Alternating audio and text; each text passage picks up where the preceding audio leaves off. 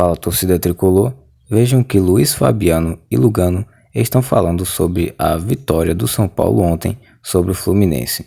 Vejam a seguir. Quem por acaso não sabe, não acompanhou esse jogo entre São Paulo e Fluminense, no finalzinho do primeiro tempo, uma treta envolvendo pai e filho. Pai Fernando Diniz e filho Luciano Sobrou. Mas, para o Fernando Diniz, o treinador do Fluminense, foi expulso, recebeu o cartão vermelho do Anderson Daronco. O Luciano ficou com o amarelinho.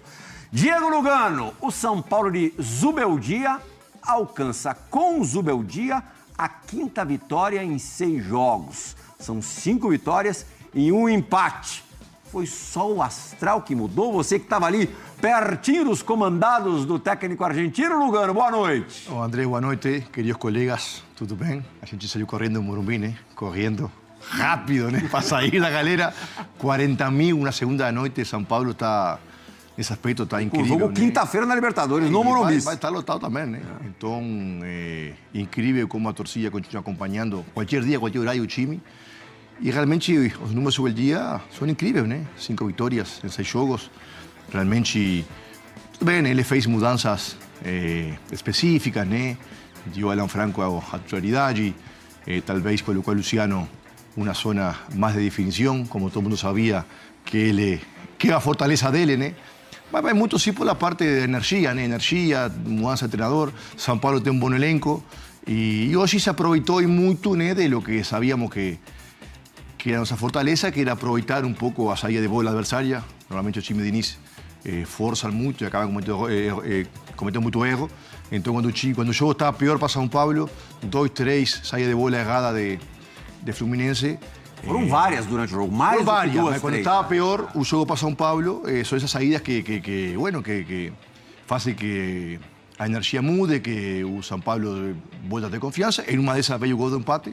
E depois o time com muita autoridade, né? com bom futebol, com jogadores que renderam muito bem. Alan Franco voltou a jogar um bom jogo, acho que um grande acerto de Zubeldia. O Alisson, Nestor. Mas o Alan Franco chama a atenção porque ele estava totalmente descartado. Totalmente. E a volta de Nestor, que realmente o Carpinho não conseguiu aproveitar, é um jogador, como sempre falo, silencioso, que não se vê porque o linguagem dele corporal é neutro no Morumbi, passa percebido, mas muitas vezes a bola está, ou quase sempre, no pé dele.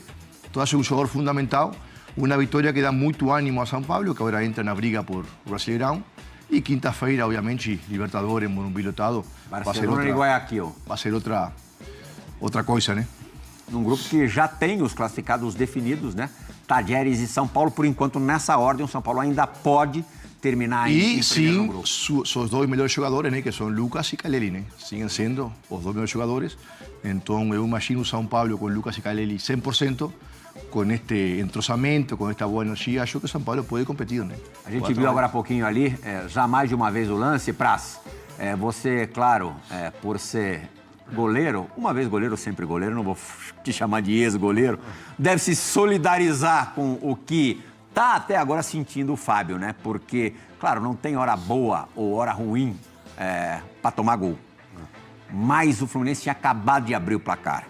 Poderia explorar mais essa vantagem, mas por conta de uma falha do Fábio, já levou um empate de cara. Boa noite, Pilhal, amigos, né? Assim, é uma falha que é aceitável pelo Diniz, porque é uma coisa que ele se propõe a fazer e ele cobra que os caras façam, né? Assim, só que o Fábio deve estar se remoendo porque se fosse uma bola forçada por dentro, como eles seguidamente fazem, uma saída ali dentro da pequena área, como eles seguidamente fazem. Ok, é um erro, mas o erro, a gente aceita esse erro, assim, mas o erro que o Fábio cometeu ali, ele não deve aceitar porque não é uma bola difícil, né? Eu não sei o que aconteceu na hora e de repente ele viu alguém já do São Paulo de branco antecipando o passe para fechar o passe pro Manuel. Ah, não, para fechar o passe. Para fechar o passe pro Manuel, que era a intenção dele, e aí de repente ele tirou o olho da bola e vai tentar fazer o passe. Quando ele faz, tu vê que ele perde o tempo da bola, né? E é um erro grave, né? Um erro grosseiro, mas que é uma coisa que tá no preço, porque quanto mais vezes situacionar o goleiro, quanto mais próximo da tua área tu jogar, maior é o risco, né? E acontece. Não devia acontecer, é óbvio, mas acontece. Fábio Santos, qual foi a... Probabilidade, né? É um tema de probabilidade. Lei da probabilidade. Lei da probabilidade. Fábio Santos, qual foi a outra torcida que festejou esse resultado hoje, além, obviamente, da do São Paulo? A primeira é a do São Paulo, e a segunda? Boa noite, Pirra. Boa noite, companheiros. Realmente, né? Com esse empatezinho, o Fluminense estava saindo da zona, né, de rebaixamento, o Corinthians acabaria entrando. Óbvio que tá tudo no começo, né? Mas nunca é legal dormir na zona de rebaixamento, né? Então esse gol do São Paulo acabou ajudando o Corinthians também. Te surpreendeu a escalação do Fernando Diniz sem os veteranos, à exceção do Fábio? E não sei se dá para chamar o Manuel de veteranos, mas quando a gente fala dos veteranos do Fluminense, ele nunca é incluído. Mas os outros jogadores do banco de reservas, o Ganso estava suspenso.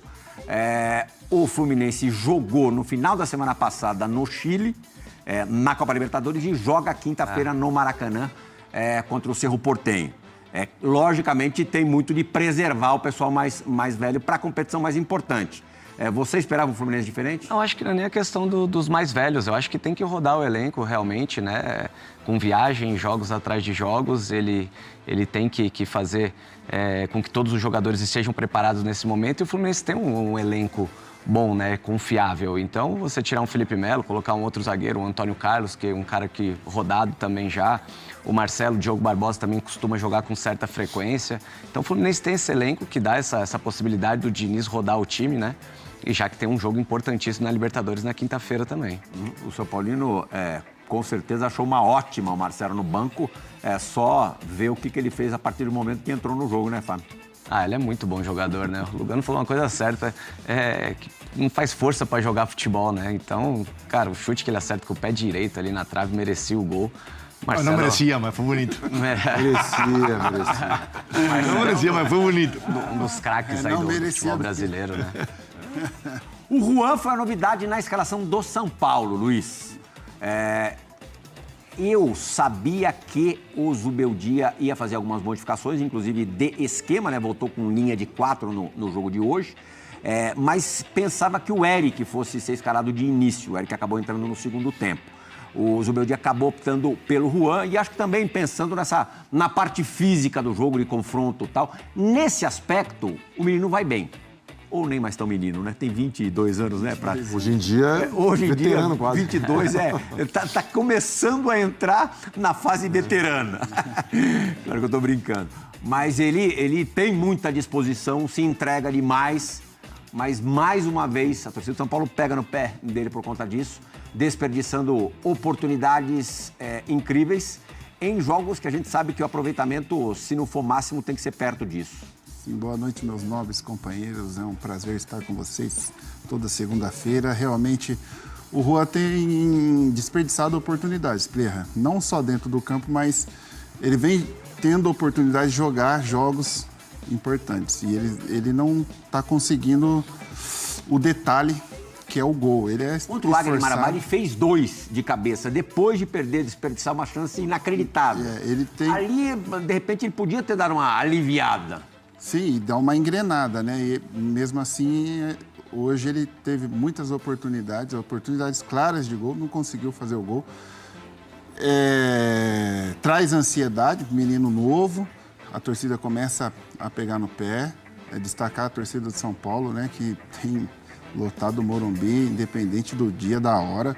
Eu não era acostumado a ver isso aí, não. Era sempre. E o São Paulo é o time das segundas-feiras desse Campeonato Brasileiro. Pois é. Que coisa, né? Essa foi a segunda. É o único time que segunda-feira pode levar 40 mil em São Paulo. Você sabe há quanto tempo que o São Paulo não joga às 4 da tarde do domingo? Eu não sei. Desde a final da Copa do Brasil. Olha só, desde o dia que eu fui roubado. Desde o dia que passaram a mão no seu celular. O último jogo que o São Paulo fez, domingo às 4 da tarde, horário clássico do futebol, foi a final da Copa do Brasil. É uma pena. Há mais de meio ano. É uma pena, porque se joga no domingo, com certeza 50 mil pessoas, fácil. Né? Segunda tem um jogo só para ele, é rodado só para ele. Então, exclusivo. Deve ter sua vantagem também, deve ter. Ora, lo de Juan ou seja, a torcida está pegando no pé muito, né? Hoje escutei já aí no Morumbi muita crítica. Tem uma pegação forte. Pesada. Mas ele jogou com o Rogério, jogou com o Dorival. Acho que o Carpini também deu confiança e agora o Zubeldia, então...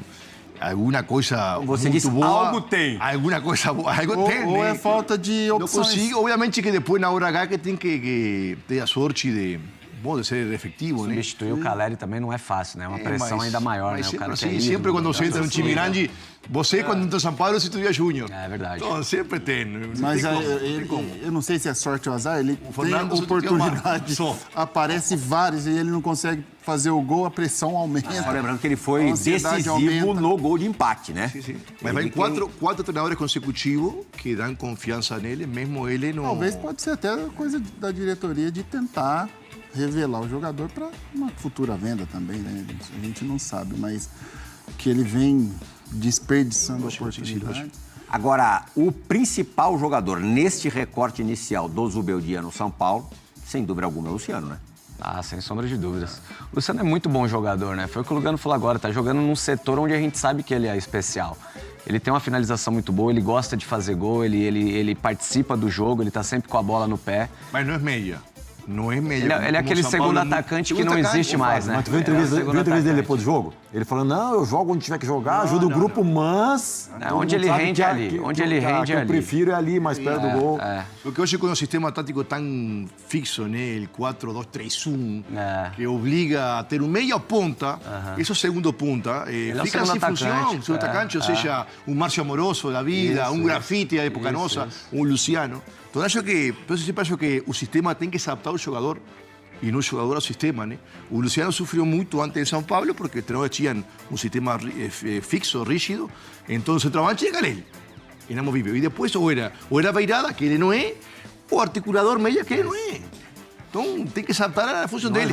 O mais inteligente que sube o dia. O Lucas voltar, ele perde um pouco desse espaço, porque o Lucas também é... Essa é a grande pergunta. Então, Essa é a Acho que o grande treinador pergunta. tem que se virar para colocar a los melhores dois. jogadores. Lugar, dá pra jogar assim? Ó, Alisson ali primeiro, na ausência do Pablo Maia, ausência que será longa, talvez nem consiga voltar direito nesse ano, infelizmente pela gravidade da lesão.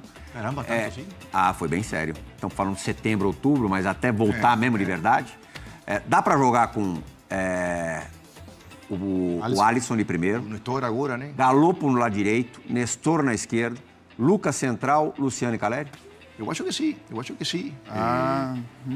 Não dá pra jogar assim? Eu acho que sim, na formação. Muito exposto. Não, mas tanto o Nestor como o Galopo são volantes mixtos, né? Mais ofensivo que defensivo, mas sabem bloquear Eu acho que, o X da o Caleri vai...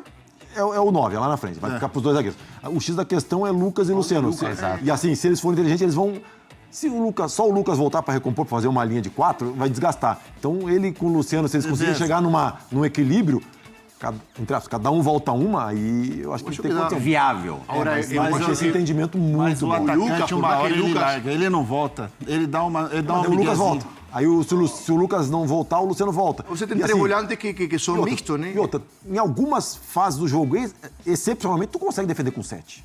Né? Tu consegue defender com 7. Tu leva a outra equipe, tu fecha o meio, leva a outra equipe pro corredor. Tu levando pro corredor, tu isola um lado, né? Tu pressiona contra a linha. Então tem algumas... Bem organizado, você consegue defender bem. O treinador tem que ter estratégias. É estratégia, né? Porque, não voltou um, ficamos em inferioridade, porque o Luciano ou o Lucas não voltou. O que nós fazemos, gente? Vamos fechar aqui, o Nestor fecha, o Alisson vamos levar os caras pro canto. Se eles tentar rodar, a gente leva eles pro outro canto.